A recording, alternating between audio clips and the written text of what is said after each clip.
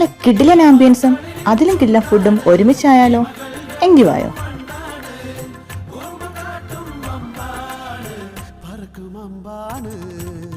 മഴയും മന്ദാകിനിയിൽ നല്ല വിറകടുപ്പിൽ വരുന്ന ഫുഡും നല്ല കോംബോ ആണ് കേട്ടോ.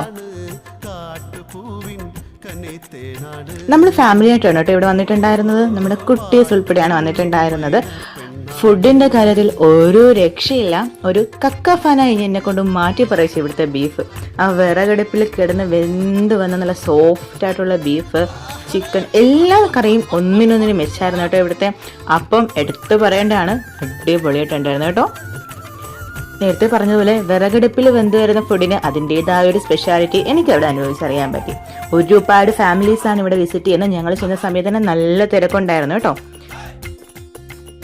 അതുപോലെ എനിക്ക് പ്രൈസും നല്ല അഫോർഡബിൾ ആയിട്ടാട്ടോ തോന്നിയത്. വെളിയിൽ ഇതുപോലെ സെപ്പറേറ്റ് റൂംസ് ഉണ്ട്, അതിന് ഉള്ളിൽ നമുക്ക് ഇരിക്കാവുന്നതാണ്.